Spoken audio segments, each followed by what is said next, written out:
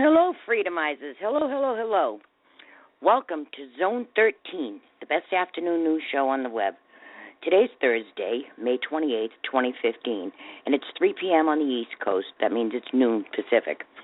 We're broadcasting live from the studios of FreedomizerRadio.com. I'm Joanne Moretti, and Scott Ferrarello, my great co-host, is with me, too, and we appreciate you tuning in. Thank you very much. Our chat rooms, both at Blog Talk Radio and also right here at our home site, FreedomizerRadio.com, are open for you. Several of our colleagues, including Lynn, AstroTurf, Famous Anna, are all in the chat rooms putting links and documents and other important information in there, so you have them for your own records. And ladies, thank you very much for that nice courtesy. We appreciate you very much. Remember, they're also journalists, analysts, researchers. A couple have their own newspapers. They're the best in the business. Today we have a lot of news and updates to get to, but first I'd like to do a short disclaimer, and that's just to let everybody who may be interested know that the things said on this show are solely my responsibility and not that of our wonderful hosts and sponsors. The disclaimer goes like this.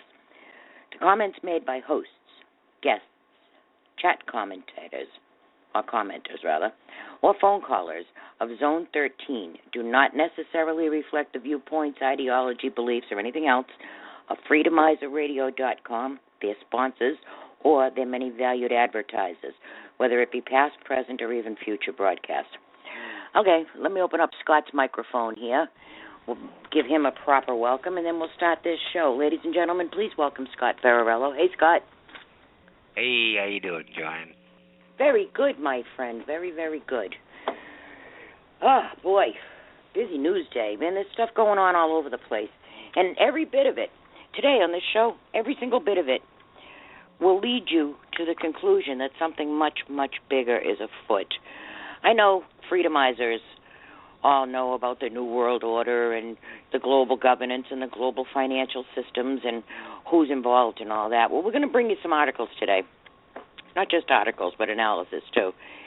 And we're going to tell you, in the end, how this all comes together as one big picture, and hopefully you'll be able to see it. You know, we talk about Jade Helm, and we talk about the Trans-Pacific Partnership and all this internal stuff that's going on, especially the social manipulation of our nation. So when we're done, hopefully you'll see that this isn't a series of separate events, but it's actually pieces of a huge agenda. So, anything you want to bring up before we begin, Scott? No, go ahead. All right. Well, first I want to talk about Baltimore. And as you know, Baltimore is a hot spot, but Baltimore is only one of many hot spots. You also know through all the investigative reporting that we've done, plus everybody else out there on the social webs, you know who's involved in this Baltimore stuff.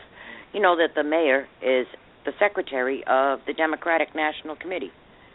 So she's just one step below Debbie Wasserman Schultz. You know, what business does she have being mayor to begin with? Obviously, you know that was a job for her that she was, that was given her. The mayor before her was thrown out because of corruption, but not until after a long time, till they found somebody to replace her with. But she was taking money, bribes, fur coats, jewelry, gift cards, things like that. So, anyhow, now you know that they've had this problem with the police. Everybody's flipping out about the police. They're harassing people and all that. That's true. You all know that. But you also know that the cops are low man on the totem pole, right? They were the ones sent out there to enforce these oppressive laws and rules and regulations and statutes. Every one of those things I just mentioned are a revenue generator. So always follow the money. Now, it's the politicians who make these laws and these rules, and they tell you, oh, yeah, these laws are for you, and they're going to protect you. No, it doesn't. All it does is shake down your wallet. It doesn't protect you. It protects them from you. I'll give you an example.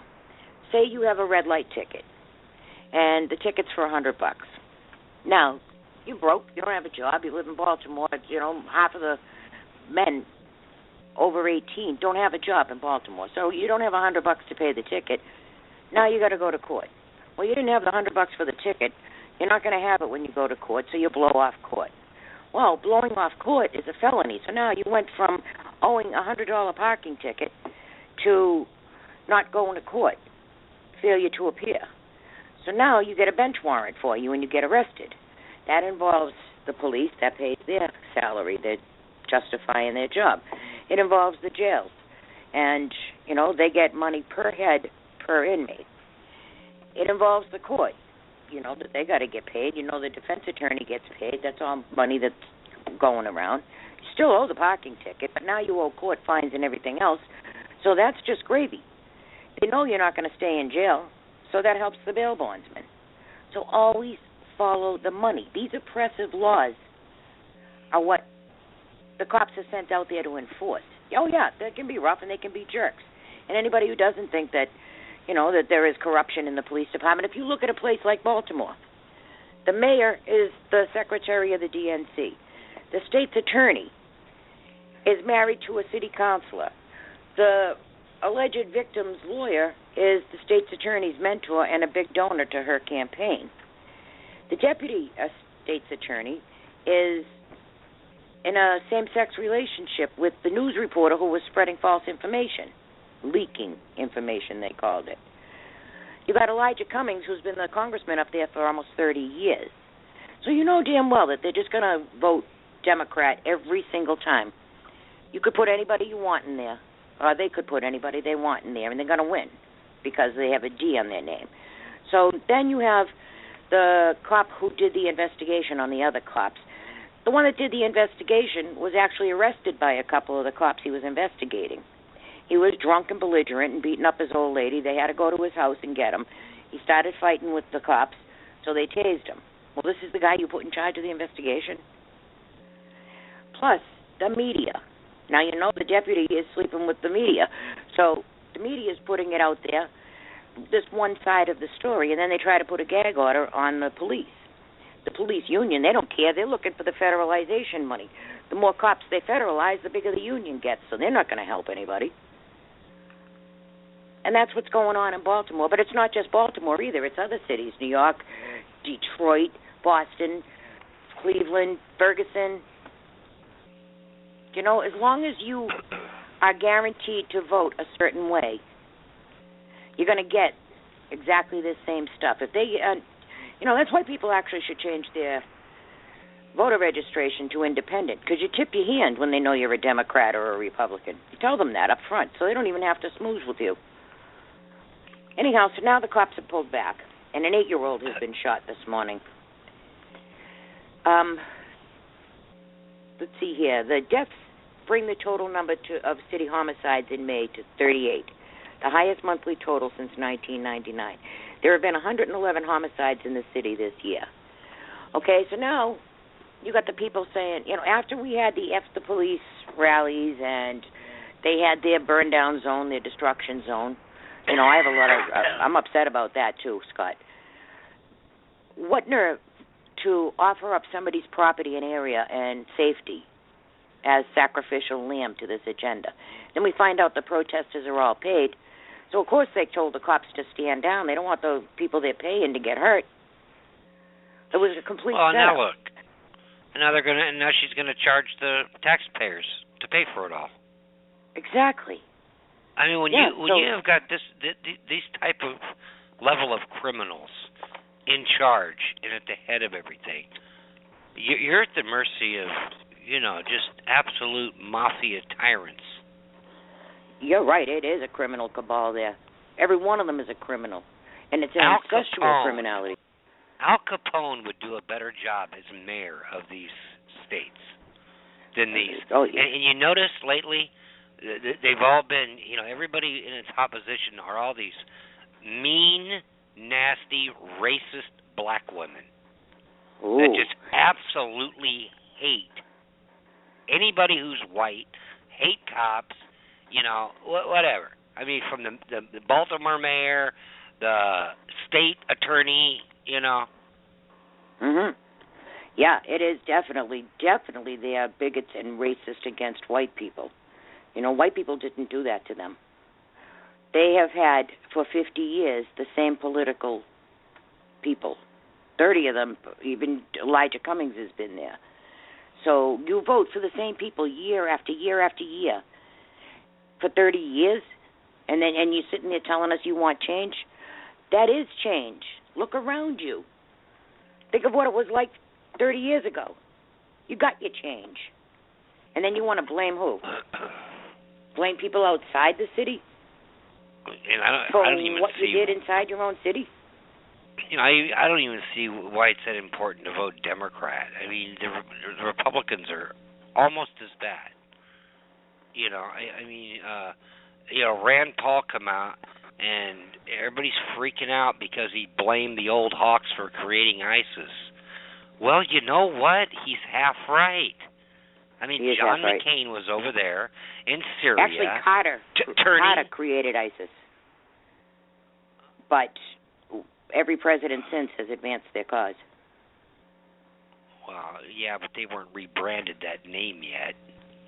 No. That's all they did was rebrand the name. But it started with Hezbollah, and then Hamas, and all these other factions that we were supporting. Actually, it started with the Mujahideen, that the British. Mujahideen, that's it. The Mujahideen, yeah. Right. You're right. And then and then it went on from there. But Rand Paul comes out and says the hawks created ISIS. Well, he's half right. John McCain was over there in Syria, right next to that fake leader, Baghdadi, turning Al Qaeda into ISIS. Okay, so he's half right. And then you have Jindal coming out and slamming him for saying that. You know what? At least he's admitting that half of the problem are the Republicans, the rhinos. And I don't even like him that well. They should shut their mouths. They should shut up because the DIA report that Judicial Watch just come out supports what you're saying. ISIS is the strategy. So we are using ISIS. And you know who else is using them is Iran and Russia. But we'll get to that. But go ahead, continue. I'm just supporting what you were saying. And they can use them for global destabilization, just like they use the blacks and the through community organizing and Al Sharpton's group to get destabilization in certain towns they want to destroy and have a reason to redevelop them. But they're all just pawns, no matter what. But you know what? I like the truth no matter who it comes from. Mm-hmm. So if it's Rand Paul telling the truth, fine. Even once in a blue moon, Elizabeth Warren accidentally tells the truth. And I can't stand her. But the truth is the truth no matter who it comes from. That's right. I agree with you there. This staying with the party just because there's an R in front of their name doesn't cut it anymore. No. It's one party, and everybody knows it now because, this lame duck couldn't do anything without this House and Senate giving him a blank check to do it. Yeah, well, you're right there. He's far from a lame duck. He has 20 months left to complete his agenda. Hillary's not a guarantee now. So what he has to get done. I've been telling you that. What he has to get done is the 20 months. Didn't I tell you that months ago? It wasn't going to look good for her. They're going to watch. You watch in a few weeks. You're going to see Martin O'Malley. He's going to be on the Tonight Show, and instead of doing the Bill Clinton saxophone shtick, it's going to be playing guitar. A new rock and roll liberal. You watch. Hopefully it's rock and roll, because if it's one of those ones like the guy on the steps was playing in the movie Animal House, I'll feel like Belushi and grab that guitar. It will. And you know what? They'll roll out the fake styrofoam Greek columns just like they did for Odinga, and they'll turn him into Bruce Springsteen. I know. Yeah. Well, that works. All that visual effects and the styrofoam and the flashing lights and the strobes and all of that. People get mesmerized by it. Now he's a superstar. He's not a superstar. Do you know what happened? They got Spielberg and everybody on their side to make him look like a movie star. So you're absolutely correct. They make Kanye West look like a movie star or superstar. So if they can do it with him, they can do it, and they did it with Obama. Obama surrendered in Iraq today. He made it official. It was a declaration. The White House said the U.S. won't be responsible for the security situation in Iraq, but we will continue to send them equipment. So they know every piece of equipment is going to ISIS, right? They know that Iraq is going to fall, right? If you are telling them to their face, if you're telling everybody we surrender, Iraq is on their own, no help is coming, we know that the advancement of the caliphate is the strategy, right? You can't say we don't have a strategy when the DIA report came out and said, yes, we do. We definitely have a strategy. The strategy is to let ISIS complete their caliphate, and then we'll use them. So I think it's already out of control. We're not going to be able to use them. Plus, I think that Iran and Russia are not as friendly with Assad as we think he is. They were sticking up for him. But you have to realize that ISIS didn't get to caliphate stage throughout the Middle East like they've been on the march without some sort of experienced military direction and a state sponsor. Now, it's not the Saudis because the Saudis are scared to death of ISIS, and the Saudis and Iran are hating on each other. They're pretending to be Assad's friend, Russia and Iran are, but then you got Iran over in Iraq. So I'm wondering, is Obama not just helping the caliphate, but he just handed over Iraq to Iran? When Josh Ernst comes out and says it in no uncertain terms that the United States is not going to be responsible for securing the security situation inside of Iraq. Now, they said, don't worry about Mosul. And then when Ramadi fell, they're like, nah, that's just a setback. And now they're like, nah, we were lying. We're not going to do anything. We never were going to do anything.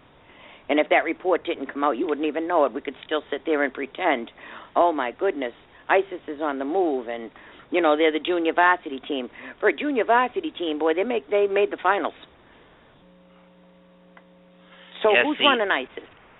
See, ISIS is one of those names, it's like anonymous, to where today they could be being helped by Turkey and this and that group, and tomorrow they could be a group being helped by Saudi Arabia, who's just pretending to use that name, and they're really some other people. It's one of those generic terms that, basically you can slap on any group of radical Muslims and people will buy it because, well, they look like ISIS, they talk like ISIS, they must be ISIS.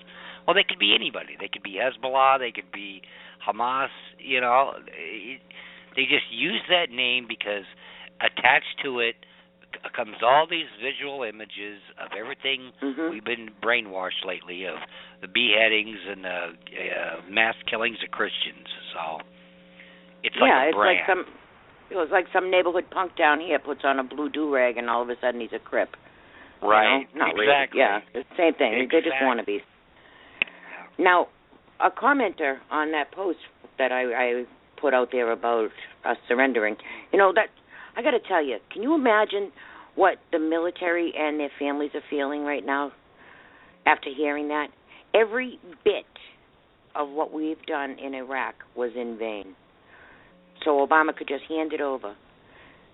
We didn't secure the win. He just wanted everybody out of there because he promised to get everybody out of there. Didn't give a damn about the security of the place.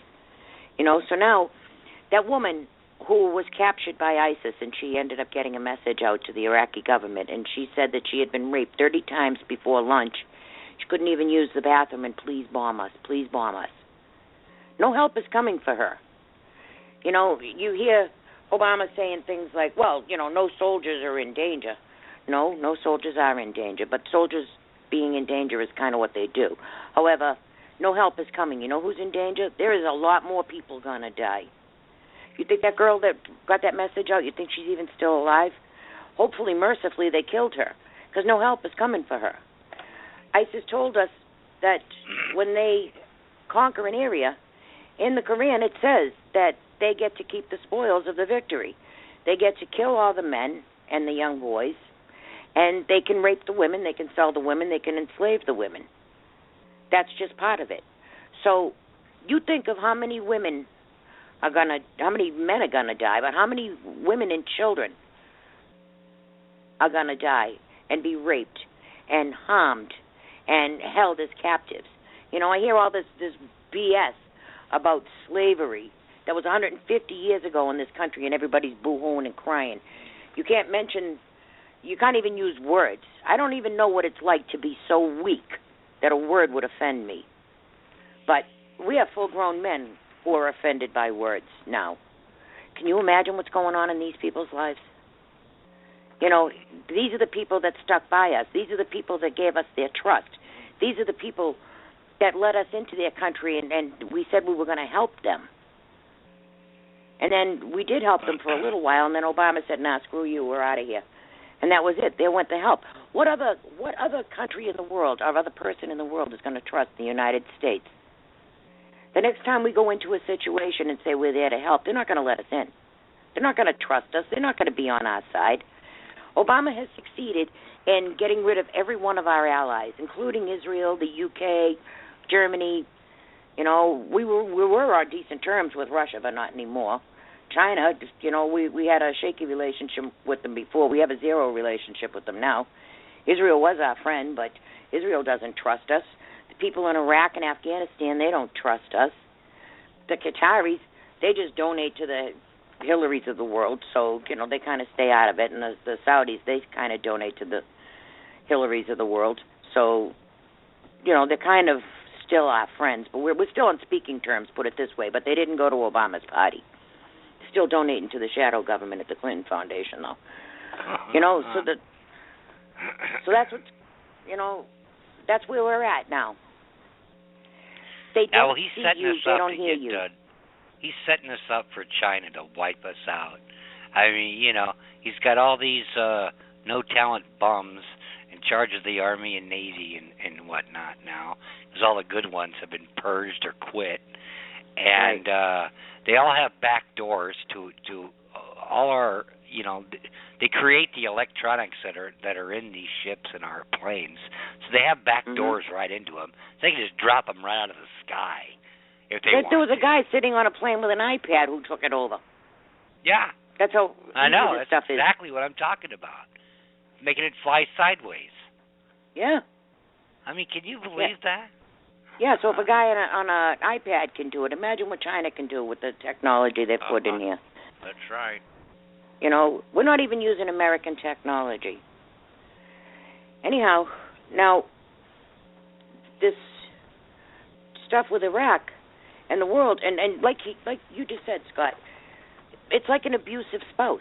They alienate you from all your friends and your family, then they kick your ass. And there's nobody left to help you. No one wants to help you. You burnt them all out. That's right. So and that's the fear of having a traitor inside the camp, because they do much more damage than any enemy from the outside could. Yeah. Well, this Josh Ernst says that it says Ernst defended this administration's strategy amid growing concerns about gains made by ISIS fighters in both Iraq and Syria. Ernst said the effort would take a sustained commitment, but stresses the U.S. will continue to focus on training and equipping Iraqi forces. Scott, every bit of that equipment's going to end up in ISIS's hands. It already has.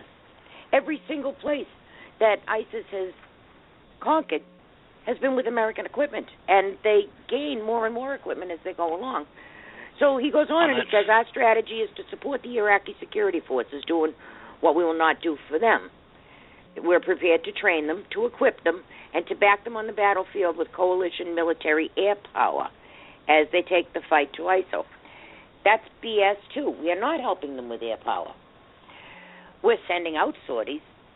But I saw a report the other day that says that 70% of those sorties we send out come back with their ordinances not dropped because of the communications, and you have to get permission directly from the White House to drop a bomb. You can't just say, okay, there's a whole bunch of ISIS. There was a bunch of them at a parade. In the middle of the desert, there was a couple of hundred ISIS having a parade. You can't see them in the middle of a desert. And then I heard, well, those bombs cost $20,000 each. Well, if you got 1,000 of them all standing in one spot, it's worth the money. Well, there might have been civilians around. The civilians are the ones screaming, please bomb us. I'm not saying it that sounded wrong.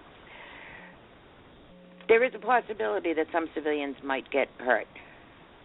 But there's a bigger possibility that they're going to be beheaded if something is not done. He doesn't have a problem with droning a wedding party to maybe get one guy and wasting 40 wedding goers. Yeah, he didn't have a problem dropping a $20,000 bomb on a 16-year-old kid. Yeah, that either. Yeah, American kid at that. Who was not in a fight or in a war zone. Oh, well, like Jay Carney said, he was born in the wrong family. Yeah, well, so was Obama. We didn't drone him. Yeah, you mean President Davis? Yeah, right. Anyhow, a commenter of ours over at the group, his name is Chris Winton, wrote this. While Marie Hoff, who sees the world through rose-colored glasses, was busy praising the Iraqi army for holding the line in Moretti, Russian President Vladimir Putin, who sees the world through red-tinted glasses, was making a move to insert the Russians into Iraq. Like his fellow comrade, Obama, Putin never likes to let a good crisis go to waste. President Putin announced Thursday that Russia is ready and willing to supply Iraq with weapons and will do whatever it takes to help Baghdad defeat ISIS. That sounds just like Obama. They create ISIS so they can defeat ISIS. And the Jerusalem Post is reporting... Problem, reaction, solution, Yep. Islamic State insurgents overran the city of Ramadi last weekend. And we were told that was, whatever. Anyhow, Chris goes on and says, Russia, Syria, and Iran already share BFF bracelets. That's best friend forever, by the way. Now, because Obama, who sees no crisis at all, no matter what glasses he's wearing, refuses to do more than a few bomb strikes per day on average, Russia may step in and come to the rescue of Iraq. On the one hand, I'm glad that someone sees the urgency and is willing to step in. On the other hand, I would hate to see Putin get another foot firmly planted in the Middle East. So if Iran and Putin are best friends forever, it makes me think that ISIS is their strategy too. Why would let it go to waste? But don't worry about it. We got climate control under control. Climate change. Iraq is a supply hub for ISIS, so that nothing's going to happen there. Okay, that's the whole key. They needed Iraq to be open so they could resupply ISIS without going through that mess through Libya or Syria again. It's a perfect resupply place right there. That's actually true. Everybody freaked out when they were sending weapons to Syria. So the hell with it. We just have 6,000 Iraqi soldiers with all their equipment and their guns and their bombs and their tanks and their planes and everything. We'll have them stand down against 150 ISIS. So all that equipment goes to that 150 ISIS, and the Iraqis split. So yes, that's a very good way to resupply them because people weren't falling for the airdrop mistakes and they're the junior varsity. Can you believe that? Now that is so that's so just blatantly in your face resupplying them. Oh, we're sorry. We dropped a bunch of supplies on the enemy 3 times in a row. Not only that, but those supply drops have GPS on them. So if you program in where it's supposed to land, that's where it's going to land. Right. So that was intentional. If you don't want a group to have them, you can remote detonate them from wherever you want.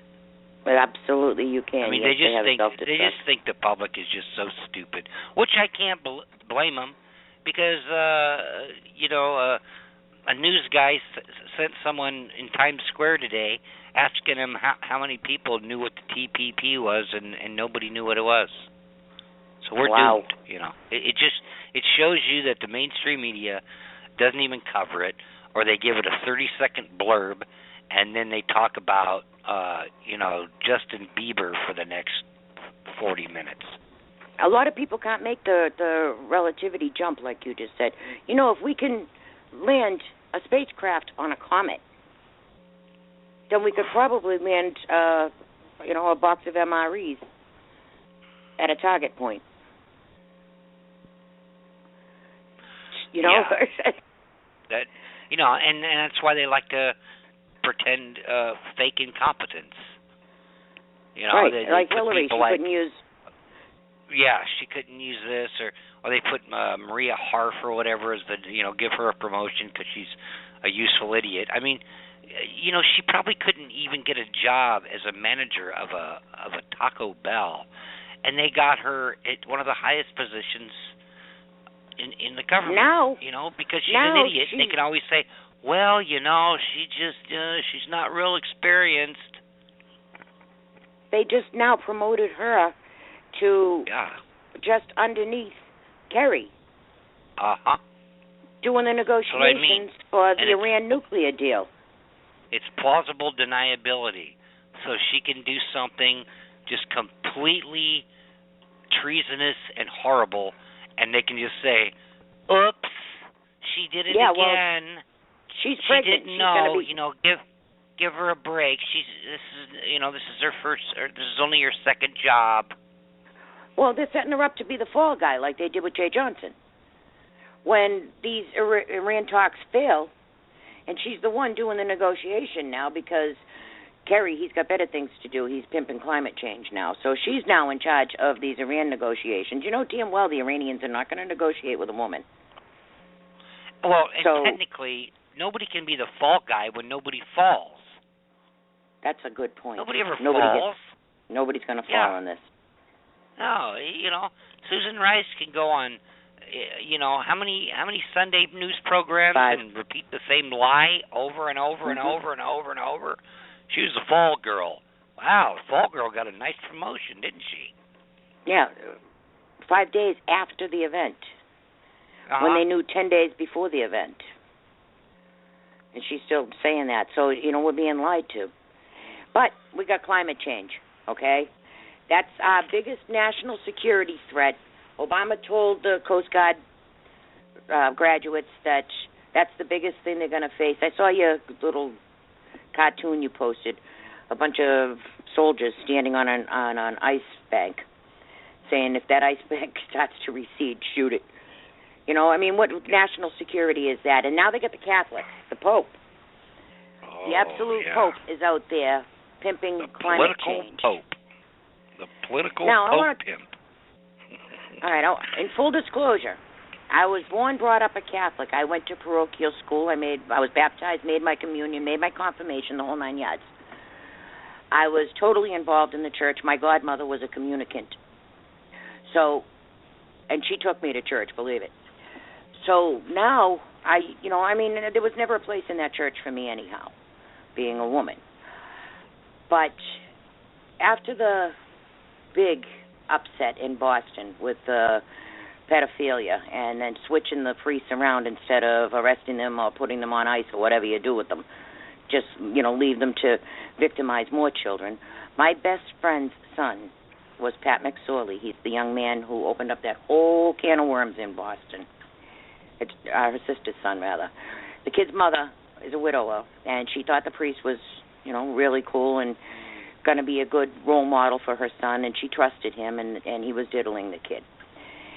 Both the priest and Pat are now dead, but that family didn't deserve that. The community didn't deserve it. The congregation didn't deserve it, and that was just the final straw for me. I'm now a recovering Catholic. Now, all my life, I have known about popes, and, we even went to a pope's funeral, a cardinal's funeral. They were supposed to be cool.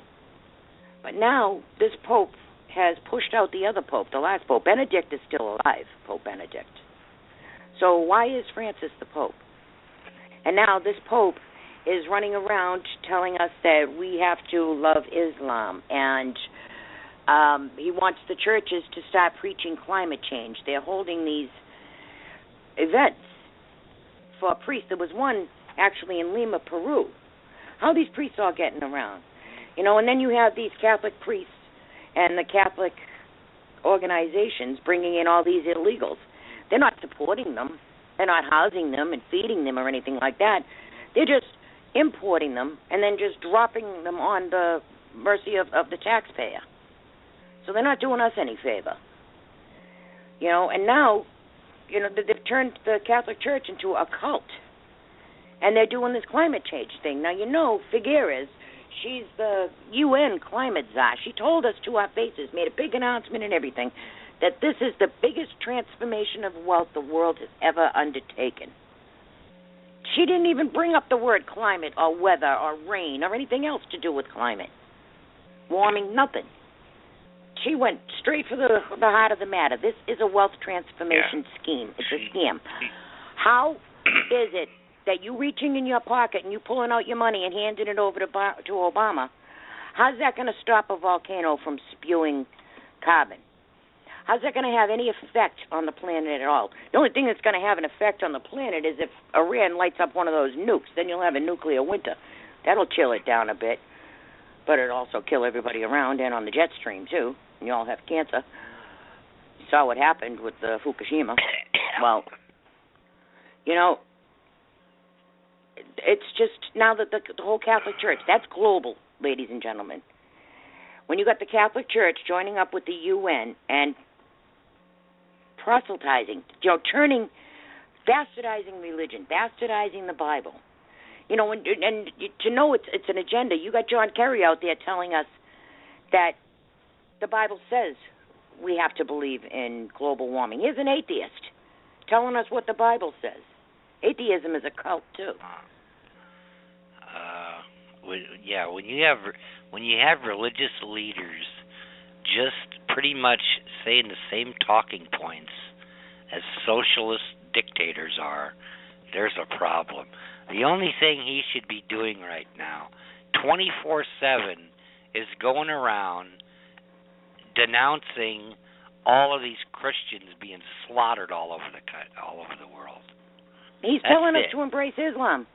That would be a full-time job in itself. Nobody's saving the Christians. That's not the agenda.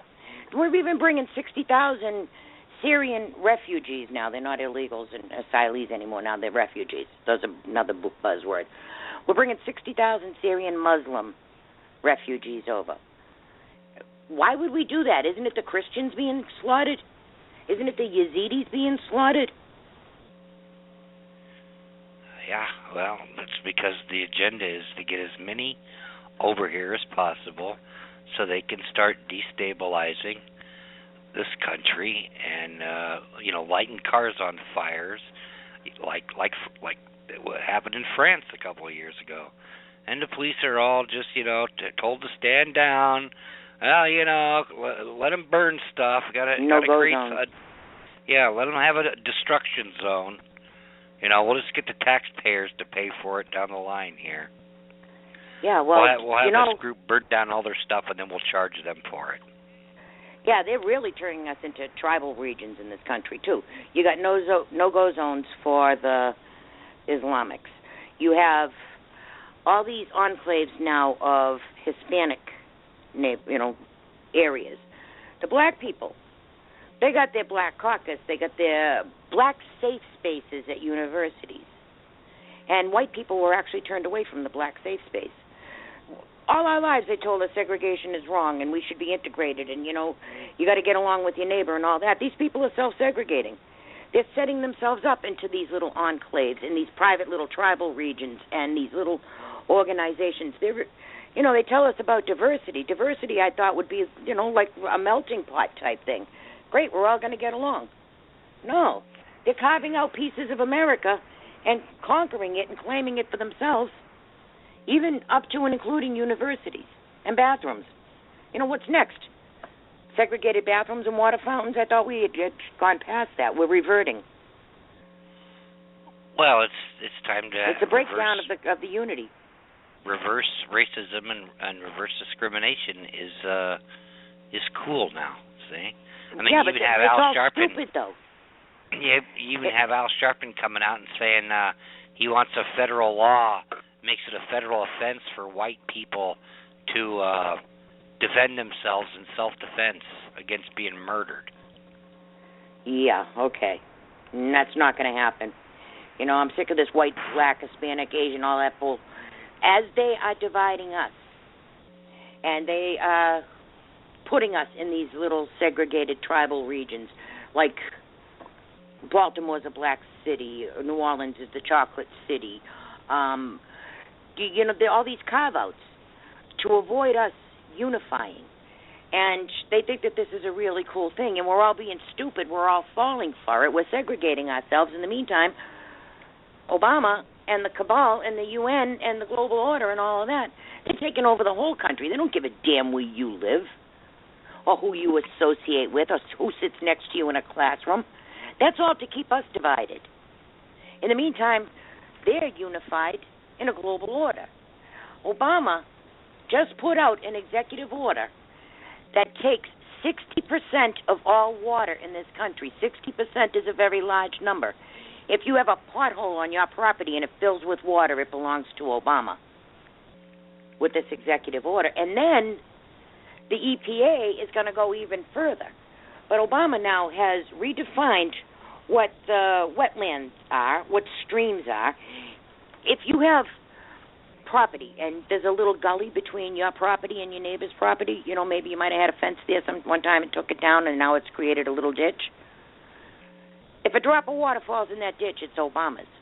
If you touch it, if you move it, if you drain it, that's a federal violation. And Obama will seize your property, which actually this seizes private property anyhow. It starts out with the boogeyman. Now, you know they always put the boogeyman out there, this bad guy, and he's so bad, and, you know, people have to guard against him, and he's a major polluter and all of that. Let me tell you the story. It says in April, this is from the LA Times, in April 1989, a Michigan developer named John Rampanos dumped fill on 54 acres of wetland that he owned to make way for a shopping center. He didn't have a permit, and when the state told him to stop, he refused. Courts found him in violation of the Federal Clean Water Act. Prosecutors wanted to send him to prison. Rampanos took his case all the way to the U.S. Supreme Court, which found that the wetlands on his property, about 20 miles from a river that drained into Lake Huron, did not fall under the Clean Water Act jurisdiction over discharges into navigable waters. So, you know, it says there's nothing complicated about the idea we should protect the tributary system that flows into our nation's rivers. That's what David Ullman, he's a law professor at University of Michigan. So now here's the justification. He says, now, nearly a decade later, the Obama administration is seeking to clarify those ambiguities, and the effort is causing controversy of its own. This week, the Environmental Protection Agency is expected to release a new rule to protect a significantly larger percentage of streams and wetlands that provide habitat for wildlife and sources of drinking water. Okay, they use the word protect. They're going to protect the waterways. No, they're not. They're going to seize the waterways. Boy, they use words they have no meaning, no idea of the meaning of. It says the move is another example of President Obama taking executive action on environmental and climate issues, regardless of whether he has the support of Congress. Regardless of whether he has the support of Congress. That means he's gone around your representative. That means he's gone around your Constitution to do this. Now, in that story I told you about the fill on the 54 acres of wetland, the man took dirt from one side of his yard and put it on the other side of his yard. It wasn't dirty fill. It wasn't pollution. It wasn't contaminated soil. It was the dirt that was in his own yard. He took it from one side of his yard to make way for the platform and the work being done on a shopping mall plaza. And he put the dirt on another part of his yard. He's nowhere near a river, a tributary, a lake, a stream, or anything. It was a puddle on his property that he filled in. And it was his private property. So this is the bad guy? You know, it never, and the court found him innocent. Now, McCarthy, Gina McCarthy. It says, all right, let me start here. It says a key part of the new Clean Water Rule is protecting water bodies like streams and wetlands, which have strong impacts downstream, she wrote. That sounds nice, doesn't it? At issue is the Supreme Court ruling that only water bodies with a significant nexus to navigable waterways fall under the Clean Water Act regulatory authority. Okay, so now the court is saying that these do not fall under a law that we have, the Clean Water Act. McCarthy conceded the agency's initial definition of tributaries was confusing and ambiguous and could pick erosion in a farmer's field when that's not our aim. The agency was also revisiting how it addressed ditches, she wrote, limiting protection to ditches that function like tributaries and can carry pollution downstream. So if you have a gutter, if you're ever living in a city and you know how along the sidewalks the water runs around the gutter into the stream, that water in the gutter is now a stream and a tributary that carries water and pollutants. Every bit of water, 60% of the water in this country falls under this. Even the water on your own property. If you have gutters and a downspout, a drain spout, the water that comes out of that drain spout, you are not to touch it. And that's on your own house, never mind your own property. He sees that too. Why? And why are we allowing it? It's too much for me. Because they can. Yeah. You know, so pretty soon they're going to say, you know what, your kids are ours now. Your kids are ours. You have no right to do anything with your kids. Mhm. You watch. Oh yeah, they're already doing it. A lady's kid was absent from school. He had 3 unexcused. He had 6, but the doctor finally wrote him a note for 3 of them. So the kid had 3 unexcused absences. They took the kid away from her. Brought her to court. She's a deadbeat parent. And meanwhile, the kid's an honor student. So it didn't affect him. Kid did all his work. Know what else he's seizing? Your 401k and your pension. Another new rule. And this new rule clarifies something, allegedly. The Supreme Court said, no, he can't do that, but he's doing it anyhow. This is from Mr. Conservative. Experts say that a Supreme Court ruling last week has set the stage for Obama's federal government to start seizing 401k pensions from hardworking Americans. Noted economist Mark Armstrong has warned that the outcome of the Tibble versus Edison, which found that it is up to employers to protect their workers' 401k plans from mutual funds that don't perform well, could open the door for the feds to seize private funds and prosecute companies that manage mutual funds performing poorly. Between the court ruling and the Obama administration's push for stronger fiduciary rules, the developments send a strong message that government can much easier seize the pension fund management industry, of course, to protect the consumer. Armstrong wrote, warning that the ruling sets the stage to justify government seizure of private pension funds under the ruse of protecting the pensioner if the economy gets messy. It says here that it fits perfectly just in time for the Obama administration's next assault as they prepare a landmark change of its own by issuing rules requiring the financial advisors put the interest of customers ahead of their own. Armstrong added, this creates a very gray area wide enough to justify public seizure of pension funds. So they changed the language to make it easier. They have bastardized the court ruling. The court ruling was supposed to protect your pension funds, and it was supposed to ward off against things like that happened with Jamie Dimon and Corzine, stealing the pensions and the funds from the farmers. Yeah. But they've already found a way around it. And they're not even using Corzine and Jamie Dimon as the bad guys when that's exactly what the whole thing was about. They don't even bring Corzine up in it, or Dimon.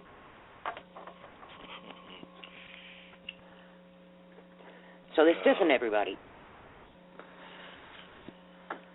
You know, all right, let's take a break, and when we come back, I got some more global stuff, and then we're going to tie it all together. Want to take a break? All righty, yeah. All righty, we'll be right back. You are listening to Freedomizer Radio, where Freedomizers freedomize freedom. And we're back. You're listening to Zone 13 right here at freedomizerradio.com. I'm Joanne Moretti. My great co-host Scott Ferrarello is still here with me. I love that when he stays around. He always stays around. I'm only kidding. And, of course, we have our great colleagues in the chat rooms, Lynn, Anna, AstroTurf. So make sure you say hi to everybody when you get over there. All right. Anything you want to bring up there, Scott? I was only kidding about you ditching out. You've never ditched out. Actually, a couple of times my computer's gone out and you've had to hold the fort down, so I'm only kidding with you. I know. Now go ahead. I played that TPP that I ended up flinching on. I had my hand over the clicker, and I was getting ready to push the other button, and I just clicked that one by accident. Anyhow, the Trans-Pacific Partnership.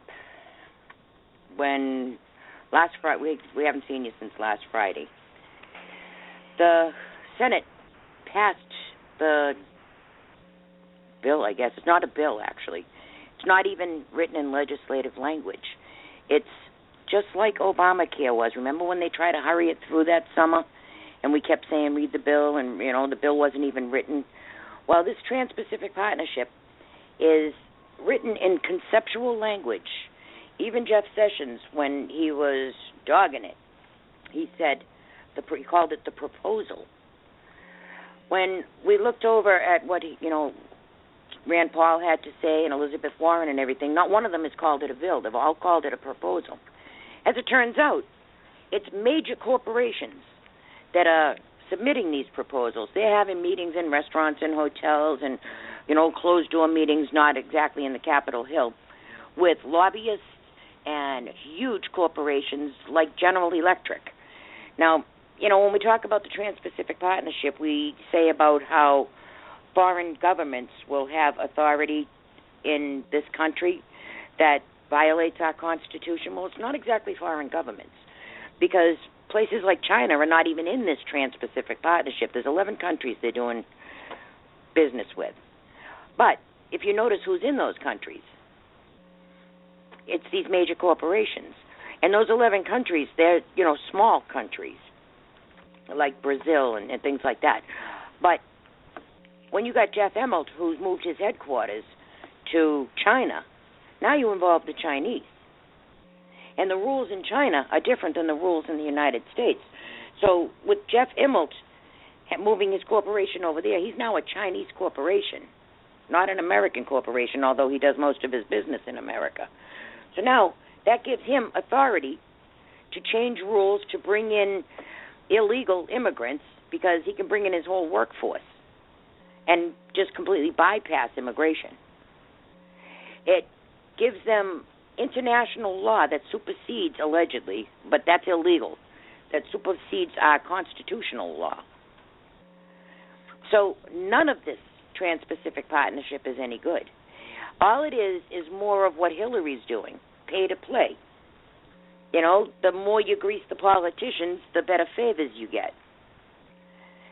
And this is a corporate bill. This is not for the United States. This is not for the people. This isn't going to bring you jobs.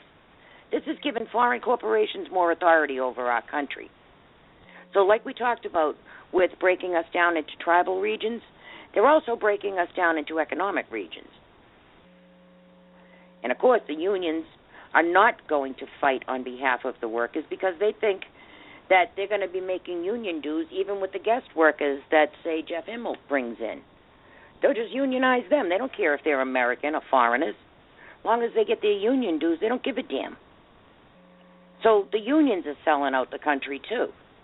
Don't think that the unions are doing anybody any favor right now. The unions are out for the unions, especially like SEIU and the Steelworkers Union, Leo Gerard.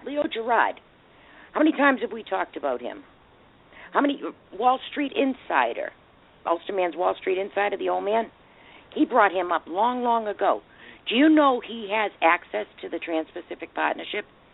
This politician, this congressman who can't get in and see those documents, but Leo Gerard can. He's a globalist. I don't even think there's going to be unions once this thing passes. They're not going to need unions. They're not going to want unions. Everybody's going to be basically making the same wage all over the planet. Yeah, and they're all going to have to pay a vig to the unions.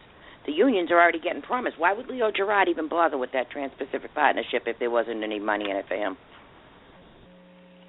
I don't know. There could be just a payoff. I mean, what are they going to need unions for? They're not good. Are they going to need them for anything? No, the unions aren't going to do anything except get paid.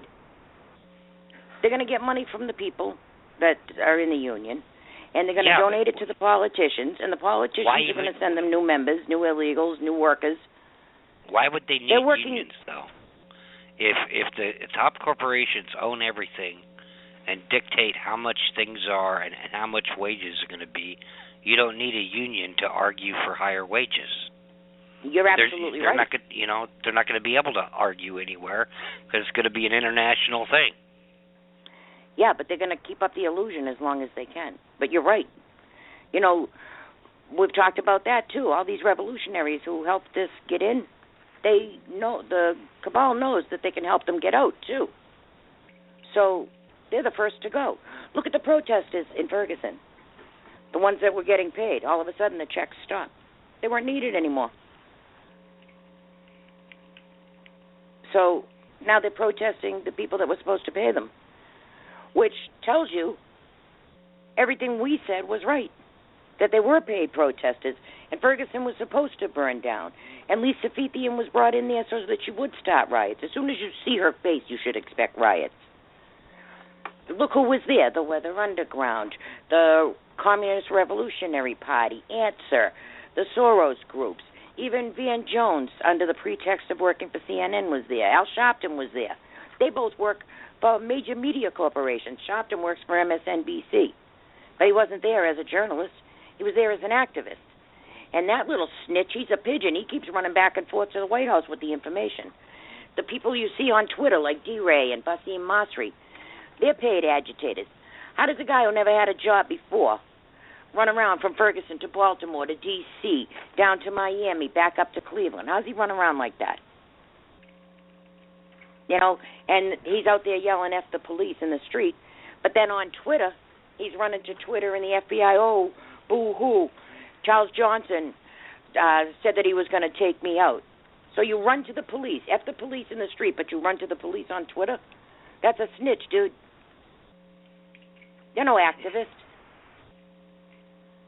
You know, and he said he was going to take them out, but he was talking about doxing. The whole conversation was about doxing, about exposing people. And D-Ray doesn't like that, Charles Johnson. And Charles Johnson can be an arrogant ass. Absolutely he can. However, you know, freedom of speech, he can say what he wants. But they twisted it and put it out of context and said, oh, yeah, he's threatening to take us out. So now Johnson is permanently banned because of D-Ray, who's yelling at the police but runs to the police. Yeah, it's hard to tell who's who anymore. And then, just like the people in Baltimore, they're saying, oh, the cops aren't doing their jobs, and we feel like we're abandoned by the cops. Last week it was F the police, and it was a no-go zone, and it was a destroy zone, and the cops were told to stand down. Now you want them? Why, because you had 111 murders? You're afraid to go out? You got bullets flying through your house? Well, it wasn't happened before, right? Now it is. What changed? Yeah. You know, and some of the businesses now are suing the mayor because of her stand-down order. They pay property taxes for protection, and they were denied protection. Why don't they just recall her? You can't. You can recall a mayor. Depending on what the laws are. Some of them you can't.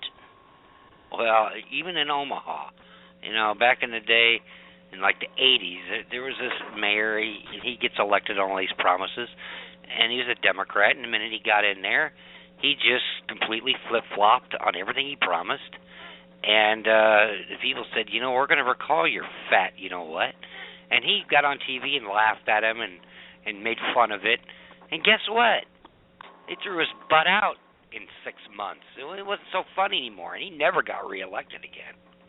Yeah, well, the mayor before this one, she ended up having to step down because they didn't recall her. She was indicted, charged, and convicted of corruption. And she was still mayor until she herself stepped down. And then when there was a vacancy, they moved this mayor up in there. But Mosby, the state's attorney, she's doing everything she can to make sure that gets taken out of her hands. She doesn't want that anymore. She's saying stuff that should never be said by a state's attorney who's prosecuting a case. And the nepotism, those cops are definitely not going to get a fair trial there. But I think that she's definitely purposely taking a dive. On her account on Twitter, there were 2 posts by people. One was about the cops and another one was about white people that somebody on her account pushed the like button. She liked those 2 comments. So she comes out and lies again and says that her account was hacked at Twitter. Why would a hacker hack your account, look through a bunch of posts that are a week old and like 2 of them, but not spam your account, put out porn, say other stupid stuff? Just went into your account, liked those 2 posts, and then unhacked themselves? That doesn't sound right, does it? And she put a post out that said that her account had been hacked. So she's not taking responsibility for liking the 2 posts, which would get her thrown off the case, by the way. Well, with email and internet, you can always use the hacking lie as plausible deniability that you did it. So. Yeah, well, she was hacked for those 2 posts, and once they had her account open, all they did was like 2 posts. One was against police and one was against white people. But those were the 2 posts that the hacker liked under her name? Yeah, okay. Yeah, that'll work. I know. They make, crazier lies every day, every minute of the day. It's just like, second nature to them. Yeah, well, she put out a post that her Twitter account had been hacked. And then when she was on one of the TV shows, she threw in that her personal account was hacked, too. So God only knows what she was saying on her personal account. But she said that Twitter is looking into the hacking. So far, she hasn't got any results. Twitter would know if her account was hacked.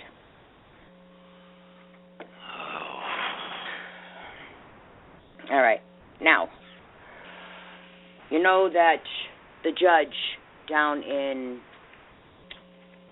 Texas had slapped down the Obama administration the other day, right? And said no, that it was actually the appellate court, the Fifth Circuit. They told Obama, no, we're not going to lift the injunction that Judge Hannon put on against you bringing in illegals and giving them work permits and all of that stuff, because, yes, the 26 states that are suing you have proven that will cause them harm. So Obama decided that he was going to appeal that. However, he went completely around it, never even passed go and collected his $200. He just went around that court order. Now, we told everybody that the people were let out of work early on Friday, Memorial Day weekend. And they had orders to stuff those computers. Had the courts lifted the injunction, all they would have had to do was press play, and all the information that was put into those computers on behalf of all the illegals that they are trying to get them the permits, the work permits and the visas and all of that, they were all stuffed in that computer waiting to press play. Well, that never came. So Obama, a half an hour after the court ruled against him, put out an order that says that guest workers' spouses and families are eligible for work permits under his Obama action. So, F you, the court, F you, America. I'm going to do what I'm going to do. F you, Congress, F your Constitution.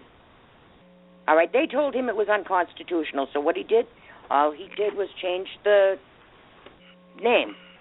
And now it's a whole new program. So now it's not a guest worker anymore. It's family and spouses of guest workers, which is exactly the same thing they were doing anyhow. They said if you have a family who has a green card here, a family member, then you're eligible to come here too. Nothing changed except one word. You're a spouse or a family now instead of an applicant. And he did it anyhow. Yeah, and it works. Of course. Why wouldn't he? Why wouldn't so he's just trampling all over us. There's no deterrent. Yeah, well, I was talking to some colleagues of ours, and I was saying, why don't we impeach him? Why don't we arrest him? The court said that was unconstitutional, and he did it anyhow, so he violated the Constitution. Those are grounds for impeachment. And I was told, well, it's this close to an election, and if they impeach him, that'll work in favor of the Democrats instead of the Republicans. So we're just going to have to bear with it. So then he tells Iraq, okay, we surrender. Tells ISIS, we surrender. Have at it. Iraq, you're on your own. All that blood and treasure and then lives lost, forget it. That was all in vain. You know, that's demoralizing our military. I think it was Thomas Jefferson who said that anybody who acts as a saboteur and harms the morale of the military is guilty of treason and should be treated as such. Well, imagine what our military is feeling right now. All their dead comrades. How about the parents of these dead comrades and the wives and the children? You know, what was it for? It was all for nothing. Okay, so arrest them and impeach them on that. Treason. No. That will affect the election. You know, that's all they think about is the next election. From the time they're elected, they sit on their phone and dial for dollars. Their staff does all the work. They don't read the bills. They don't do squat. All they do is dial for dollars. Look at Hillary. She's been dialing for dollars since she could reach the telephone, for crying out loud. So there is no recourse for us. And then I see this article from the LA Times. They're always glorifying Obama and glorifying the radicals, and they're always, you know, they're worse than the New York Times. They're a sister of it anyhow. Well, I saw this article go by. Arizona town is like a war zone all the time. So I'm saying, oh, my God, I'm thinking, you know, all the crime and people getting hurt and murdered and stuff. A bunch of Occupy, hippie, greenies had a protest yesterday at several border points. And they were protesting against the border checkpoints, saying that that's what a war zone looks like.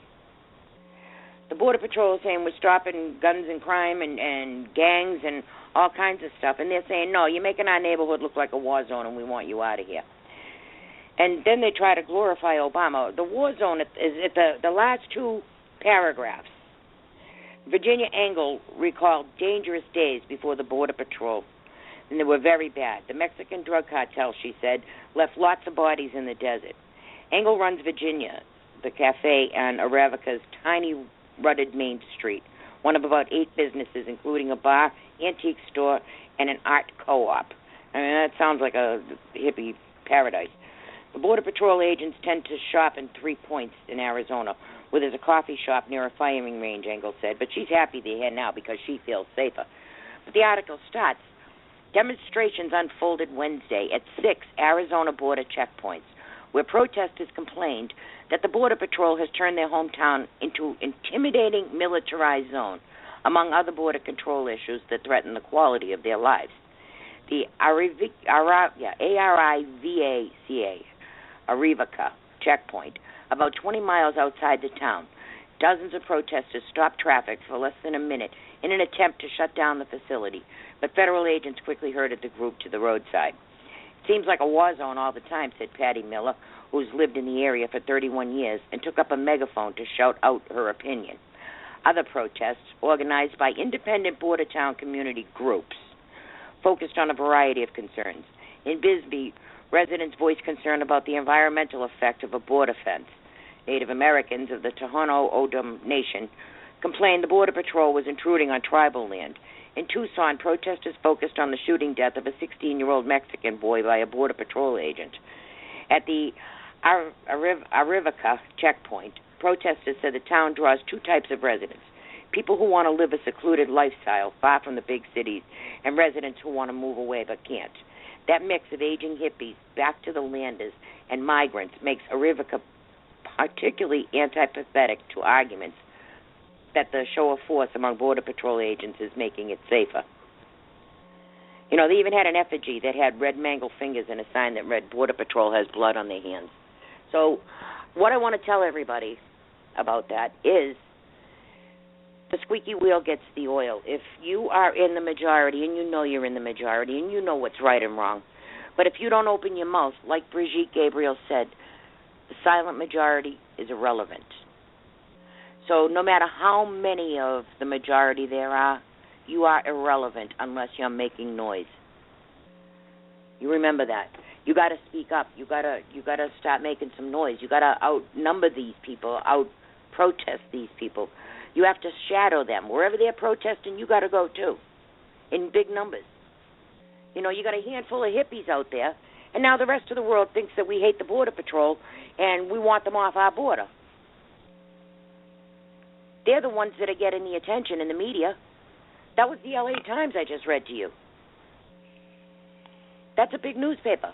So everybody that reads the LA Times is thinking, wow, I don't know why I'm not really fond of illegal immigration, but it seems like the rest of them are. It's all over the news.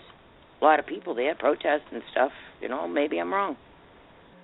Because the majority people don't believe the news anymore. They surely don't believe the paper. They don't even look at it. They know it's all just propaganda. Mm-hmm. Yeah. And that leads us... Half of them don't care anyway. They don't care.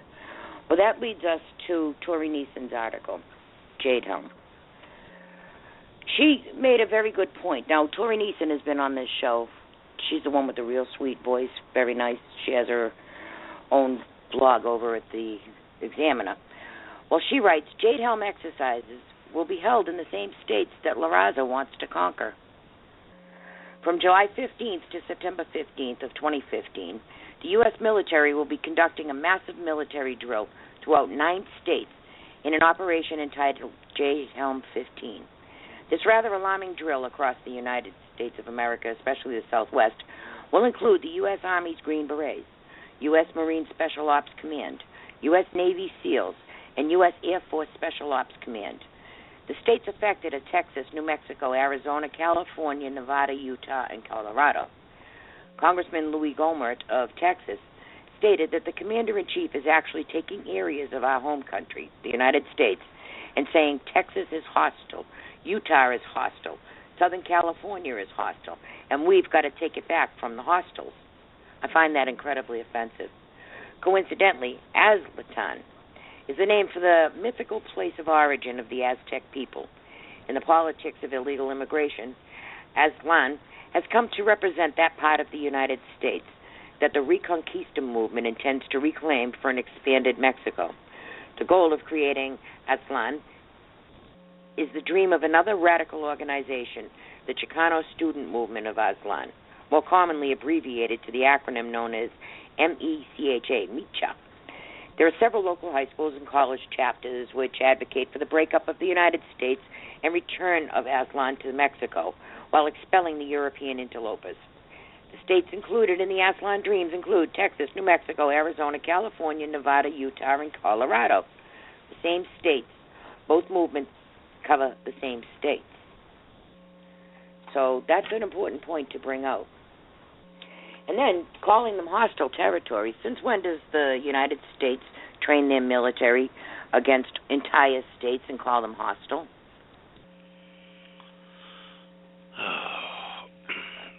Since we've become the enemy. We are the enemy. Which was about when the Patriot Act was signed.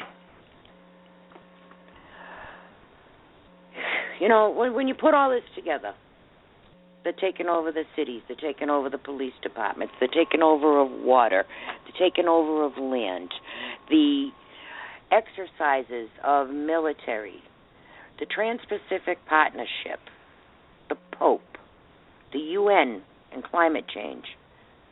Can you see where we're going here? This is a massive takedown of the United States of America. He has 20 months to complete it. If you think it's bad now, you have no idea how much worse it's about to get. We don't have any friends and allies. We're broke. Our trade agreements never favor us. The United Nations is transforming wealth. Your wealth. When he said transformation of wealth, people thought, oh, yeah, the rich people in the United States are going to have to start kicking in more to the poor people of the United States. No, my dear friends, that is not true. Even the poorest American is wealthy in comparison to some other nations' populations. So they will be taking all Americans' wealth. They have taken the businesses. They've driven businesses out of the country. We're a nation of servants.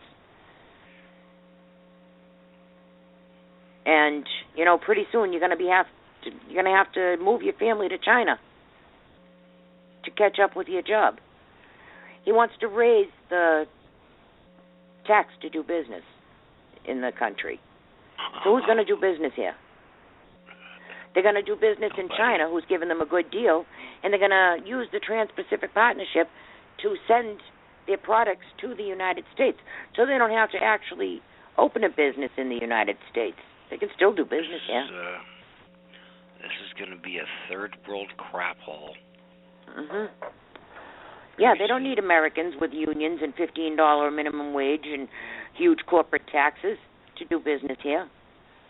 They can go across the border to Mexico for a 12% corporate tax rate, no unions, people that will work for $5 an hour, not $15 an hour to flip a burger.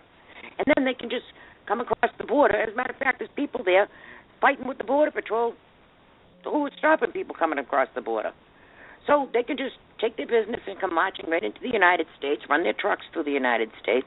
Mexico has built a deep water port just over the border from California. So we don't have to, the businesses don't even have to pay all those huge import taxes. They just go down the street to the deep water port in Mexico, put all their stuff on a truck and drive it through. Doesn't matter if they stop in San Diego or if they stop in Mexico. It's a difference of what, 25 miles? And a whole lot of money saved. We're killing ourselves. And we're destroying ourselves, and we're separating ourselves. And then you got the UN and the Pope and the whole administration in the United States. And Scott's not wrong. We don't need a third party. We need a second party. And they're all in on it. And it's only going to get worse. I don't see any way out in sight until people are starving to death and in the street. Well, that's why we're not protesting.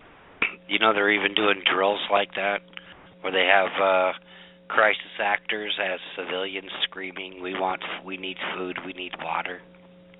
Yeah. He took over the water. He took over the water. You can't even get a drink of water out of your drain pipe without breaking the law. Well, you know what? People just need to start breaking massive laws then. If everybody's breaking the same laws, you're going to have to do nothing but build prisons if you're going to be putting people in jail for trying to get food and water. You're right. They got so many laws now. Why bother obeying any? I know. It's like making a law against going to the bathroom. Well, sorry, pal, but some things too. just some things you just can't help. We got that. I got a story for you. There is a law against going to the bathroom. Transgender are strong-arming schools.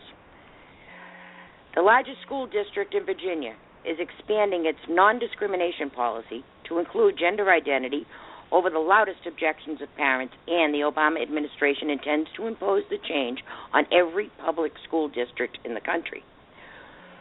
Today, the Fairfax County School Board voted overwhelmingly to expand its non-discriminatory policy to accommodate transgender teachers and students. The vote came after the second of two boisterous hearings at which parents overwhelmingly opposed the change.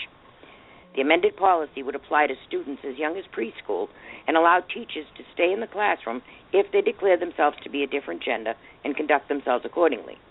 Many parents are concerned about privacy for their kids if transgender adults and students are granted access to restrooms and locker rooms opposite their biological gender. But it goes on. It says the U.S. Department of Education has told school districts that transgender students are protected from discrimination under Title IV and has recently required some school districts, including Alexandria, Virginia, to amend their policies to expressly include gender identity. If they don't, they will lose their federal funding, their federal money for impoverished students, the education funds, free and reduced meal money. They're going to hold back all of the funding if these school districts don't comply. That's strong-arming. Yeah, it's basically extortion. Yes. Blackmail and extortion. Yep. Those are RICO crimes in the street. Yeah, sure, if you're, in the mafia.